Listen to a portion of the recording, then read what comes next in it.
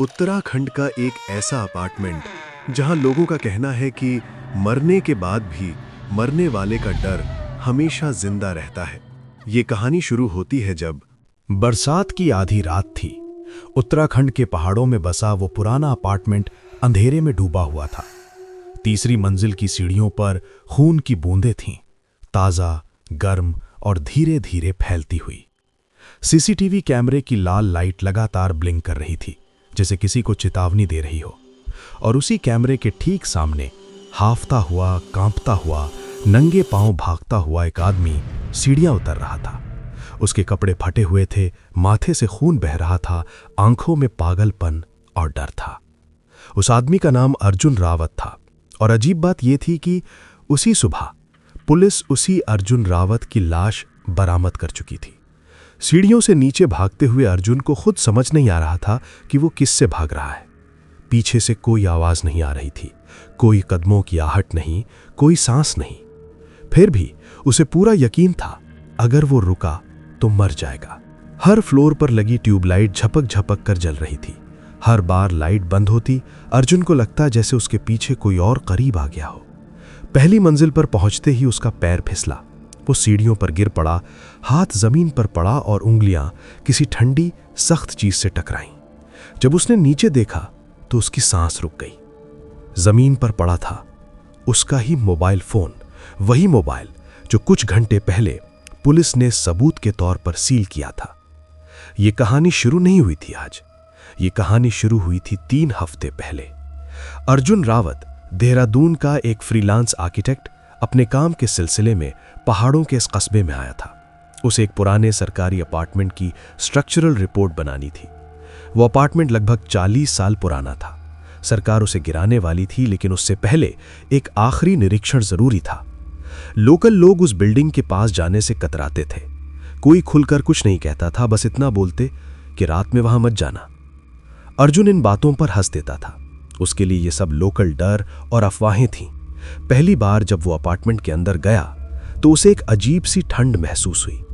बरसात नहीं थी, फिर भी हवा में सीलन और सड़ांध की गंध थी। हर फ्लैट खाली था, दरवाजे खुले हुए थे, जैसे लोग अचानक सब कुछ छोड़कर चले गए हों। तीसरी मंजिल पर पहुंचते ही उसे कुछ अजीब दिखा। एक फ्लैट 3B बाकी सबसे अलग था। दरवाजा बंद था, उस पर बाहर से एक पुराना ताला लगा हुआ था और ताले पर लाल रंग से किसी ने लिखा था, वो यहां है। अर्जुन ने उस दिन उस फ्लैट को नजरअंदाज कर दिया, लेकिन अगली रात उसे नींद नहीं आई। उसे बार बार लग रहा था जैसे कोई उसकी पीठ के पीछे खड़ा है। कमरे में तापमान अचानक गिर जाता, दीवारों से हल्की हल्की खरोचने की आवाज आती। तीसरी रात उसके मोबाइल में एक वीडियो अपने आप रिकॉर्ड हो गया। वीडियो में वो खुद था। कैमरा किसी कोने से रिकॉर्ड कर रहा था। अर्जुन सो रहा था और फिर वीडियो में दिखा कि वो खुद उठकर बैठ गया। उसका चेहरा खाली था, आंखें खुली थीं, लेकिन उनमें कुछ भी नहीं था। और सबसे डरावनी बात, वीडियो के आखिर में अर्जुन कैमरे की तरफ देखकर मुस्कुराया। अर्जुन ने वो वीडियो डिलीट कर दिया, लेकिन अगली सुबह वही वीडियो उसके फोन में फिर से था। 5वें दिन वो वापस उसी अपार्टमेंट में गया। इस बार अकेला नहीं, बल्कि एक लोकल केयरटेकर भुवन के साथ। भुवन बूढ़ा था, उसकी आंखों में हमेशा डर तैरता रहता। तीसरी मंजिल पर पहुंचते ही भुवन रुक गया। उसके होंठ कांप रहे थे। भुवन ने बिना देखे बस इतना कहा, इस बिल्डिंग में जो मरा है वो गया नहीं। उसने अर्जुन को फ्लैट 3B की तरफ इशारा किया। भुवन के मुताबिक सालों पहले उस फ्लैट में एक आदमी ने आत्महत्या की थी। नाम था अर्जुन रावत। अर्जुन हंस पड़ा संयोग समझकर, लेकिन जब भुवन ने आगे बताया कि वो आदमी भी बिल्कुल अर्जुन जैसा दिखता था, तो अर्जुन का गला सूख गया। उस रात अर्जुन ने फ्लैट 3B का ताला तोड़ा। अंदर का दृश्य सड़ा हुआ था। दीवारों पर नाखूनों के निशान, फर्श पर सूखा खून और बाथरूम में एक टूटा हुआ शीशा। शीशे पर उंगली से लिखा था, मैं बाहर नहीं जा पाया। अचानक पीछे से किसी के चलने की आवाज आई। अर्जुन ने मुड़कर देखा, वहां कोई नहीं था, लेकिन फर्श पर गीले पैरों के निशान थे जो सीधे उसके पास आकर रुकते थे। उसके बाद की चीजें अर्जुन को धुंधली सी याद थीं। उसे याद है कि वो भागा, सीढ़ियों से गिरा और फिर अंधेरा। सुबह पुलिस को तीसरी मंजिल के फ्लैट 3B में एक लाश मिली। लाश पहचानने में कोई शक नहीं था। फिंगरप्रिंट्स, चेहरे के निशान सब मैच कर रहे थे। लाश अर्जुन रावत की थी। पोस्टमार्टम रिपोर्ट में लिखा था मौत का कारण अत्यधिक डर। लेकिन उसी रात सीसीटीवी में एक और फुटेज रिकॉर्ड हुआ। उसी अपार्टमेंट में एक आदमी सीढ़ियों से भाग रहा था, जिंदा, डरा हुआ, खून से लथपथ, और उसका चेहरा अर्जुन रावत का था। अगली सुबह पुलिस को एक और लाश मिली, इस बार बिल्डिंग के बाहर। चेहरा पहचाना नहीं जा सकता था, लेकिन जेब में एक मोबाइल था। मोबाइल में एक आखिरी नोट रिकॉर्ड था, अगर मेरी लाश मिल जाए तो समझ लेना मैं अब भी यहां हूं। और उस रिकॉर्डिंग के बैकग्राउंड में तीसरी मंजिल से आती किसी की हंसी सुनाई दे रही थी, हंसी जो बिल्कुल अर्जुन जैसी थी। उस अपार्टमेंट को आज भी गिराया नहीं गया।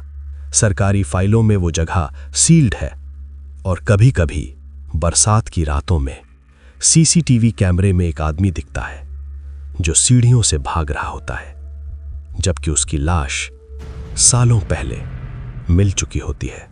ये चीजें अब भी नहीं रुकी। बरसात की वही रातें अब भी उस अपार्टमेंट के ऊपर मंडराती थी।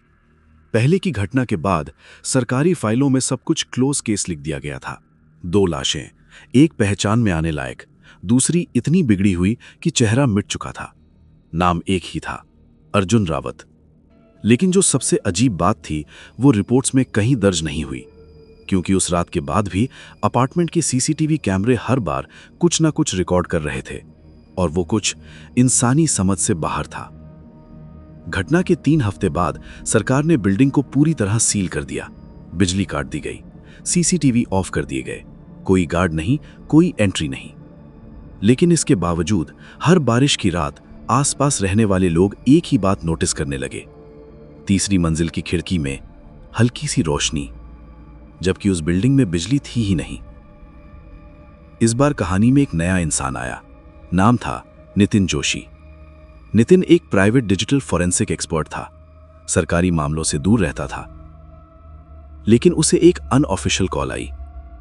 कॉल करने वाले ने सिर्फ इतना कहा, अपार्टमेंट की पुरानी सीसीटीवी हार्ड ड्राइव अब भी मौजूद है। नितिन को बताया गया कि हार्ड ड्राइव ऑफलाइन है, लेकिन उसमें कुछ ऐसे फुटेज है जो कभी रिपोर्ट नहीं किए गए। नितिन उस अपार्टमेंट के बाहर खड़ा था, रात का समय, बरसात। बिल्डिंग पहले से भी ज्यादा मरी हुई लग रही थी, जैसे अंदर कुछ सड़ रहा हो। जैसे ही वो अंदर घुसा, उसने महसूस किया यहां हवा अब भी ठंडी नहीं थी, यहां हवा भारी थी। हर कदम के साथ ऐसा लगता जैसे कोई और भी चल रहा हो, लेकिन आवाज सिर्फ उसके जूतों की थी। हार्ड ड्राइव उसे ग्राउंड फ्लोर के एक पुराने कंट्रोल रूम में मिली।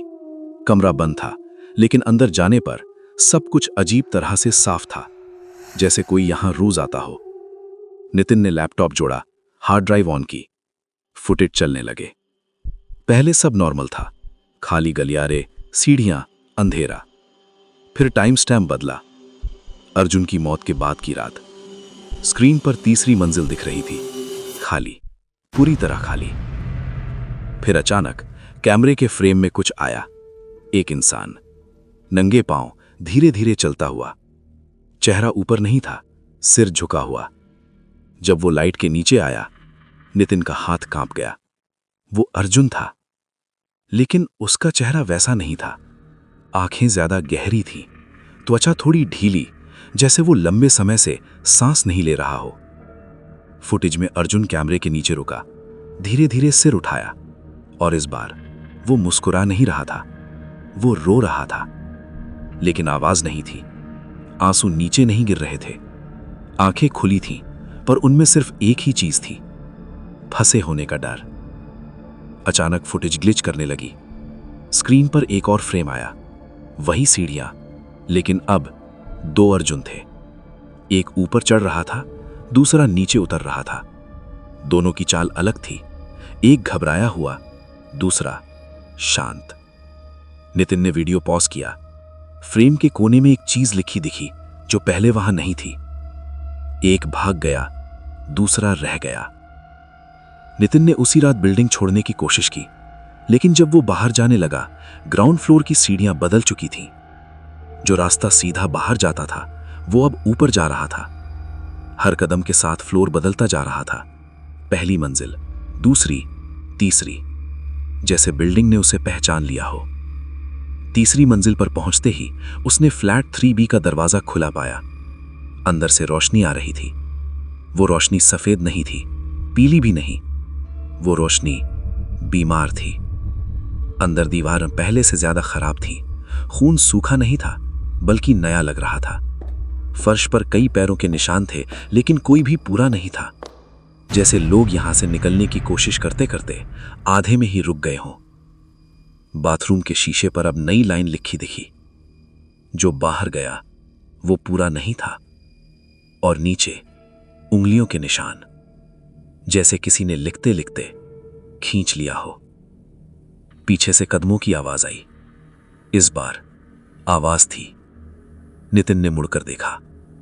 वहां अर्जुन खड़ा था, लेकिन वो वही अर्जुन नहीं था जिसकी लाश मिली थी। उसका चेहरा सही था, सांस चल रही थी, पर उसकी परछाई पीछे नहीं थी। परछाई उल्टी दिशा में थी। नितिन समझ चुका था, इस बिल्डिंग में जो मरता है वो तुरंत नहीं जाता। पहले उसका डर अलग होता है, फिर उसका शरीर। और अगर डर ज्यादा हो तो दो हिस्से बन जाते हैं, एक भागने वाला, एक फंसने वाला। अगली सुबह बिल्डिंग के बाहर एक और लाश मिली। Digital forensic expert Nitin Joshi. चेहरा अजीब तरह से शांत था, जैसे उसने कुछ देख लिया हो जो अब डरावना नहीं रहा। उसकी जेब में लैपटॉप की हार्ड ड्राइव थी। उस हार्ड ड्राइव में आखिरी फाइल थी।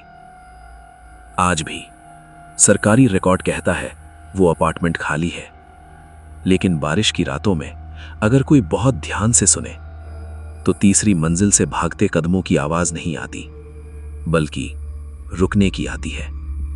जैसे कि वो फिर से किसी के आने का इंतजार कर रही हो, किसी के आने का और उसे बताने का, मैं अब भी यहां हूं।